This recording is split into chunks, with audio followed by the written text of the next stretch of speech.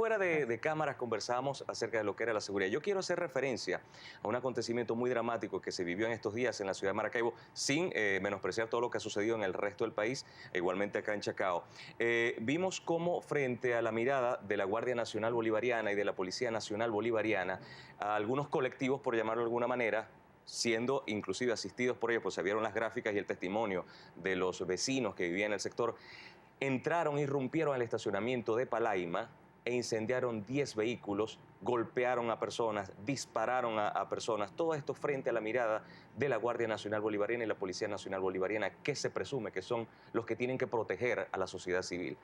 ¿Qué lectura le puede dar el gobierno nacional a esto? Bueno, no sé exactamente las circunstancias en que ocurrieron esos hechos. Entiendo que fueron en una urbanización del estado Zulia. No sé exactamente cuáles son, si la Guardia Nacional estaba, como tú dices, efectivamente amparando. Yo vi unas fotografías, por supuesto que las vi, pero es lo que te digo, las fotografías no te pueden de primera mano dar la versión policial, judicial de un suceso.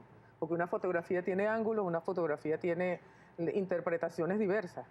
Yo vi la fotografía de los guardias nacionales allí, pero fíjate, allí, ya que tú hablas de ese suceso, y ayer también lo vimos en la UCB, sí, hay grupos armados que no se sabe de dónde provienen. Lo único que nosotros podemos decir es que provienen del lado de quienes quieren sembrar una guerra aquí. Era a propósito de lo que le decía de que por qué las marchas de la oposición nunca pueden lograr su objetivo de llegar a un punto A o un punto B, porque siempre son interceptadas a punta de lacrimógenas y peinilla, como era antes. Peinilla no bueno, simplemente es un recurso retórico lo que estoy utilizando. A punta de lacrimógenas y ballena, eso sí lo están utilizando, y no los dejan llegar. Y usted me hablaba de esos grupos infiltrados. ¿Los tienen identificados por casualidad? No sé, es que eso depende de las investigaciones policiales, de la Guardia Nacional, del cuerpo policial y del Poder Judicial. Cuando sale la fiscal y dice lo que ha ocurrido, es que nosotros como ciudadanos debemos creer lo que está ocurriendo, ¿verdad? Las investigaciones que se están adelantando. Pero ¿qué ocurre? Tenemos experiencia de 15 años, no es ahora, que cada vez que el liderazgo irresponsable de la oposición, y estoy hablando, por ejemplo, del caso del señor Leopoldo López, dice, vamos a una marcha hacia una institución del Estado.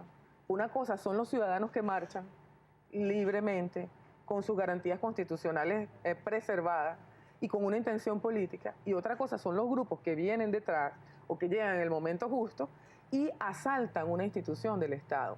Todo este lío, toda esta lamentable situación de violencia focalizada comenzó el 12 de febrero y iba Leopoldo López con una manifestación cívica y fue sin ningún resguardo, sin ningún impedimento. Discúlpame para terminar de preguntarte. Hasta la Fiscalía General de la República se paró Leopoldo López frente a la Fiscalía con una representante de algún movimiento estudiantil y llamaron a clausurar a la Fiscalía abiertamente por un micrófono. Se retiraron ellos y entraron los grupos violentos y asaltaron la sede de la Fiscalía y hubo esa cantidad de muertos.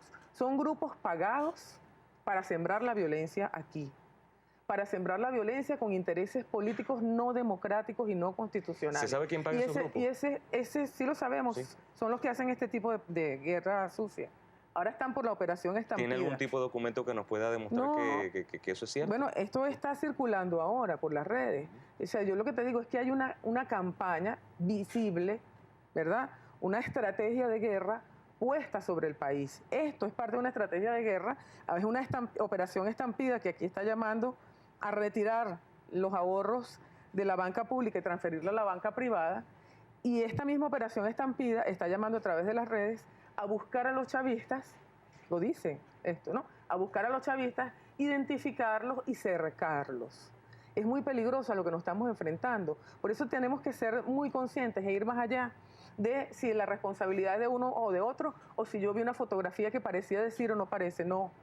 A ninguno de los sectores políticos democráticos constitucionales del país les interesa sembrar esta agenda violenta. Y a los ciudadanos menos, a las familias menos.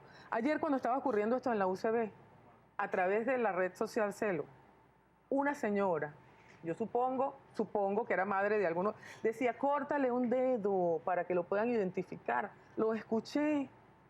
Oye, eso no puede ser, eso no somos nosotros. Esos son algunos intereses no venezolanos, no patrióticos, no nacionalistas, que quieren ponerle la mano a la riqueza del país, que quieren tumbar al gobierno del presidente Nicolás Maduro y montan toda esta estrategia de guerra.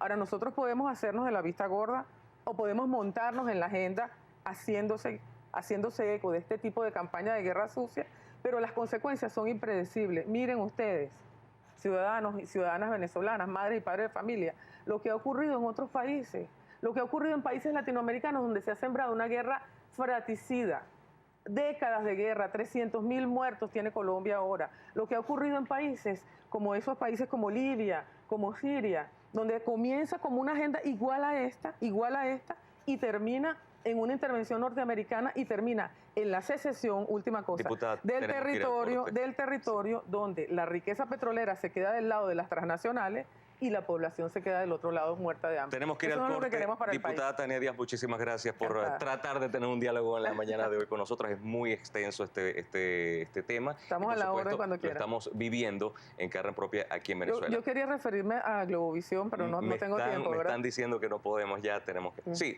puede entonces, unos segundos, 30 Sí. segundos. No, es que Bellísimo. quería solidarizarme con Mayela León, entiendo es la jefa de información de Sí. Globovisión. Está siendo en este momento víctima de un asedio a través de las redes sociales, de una criminalización por tomar la posición de su función como jefa de información de este canal. Ese tipo de cosas. Yo estuve aquí con Vladimir Villegas y veía los mensajes tan despiadados que le envían a un periodista por eso. Ese tipo de cosas son las que no nos ayudan, y yo quiero felicitar la posición valiente de los periodistas que se alejan de esa agenda de guerra.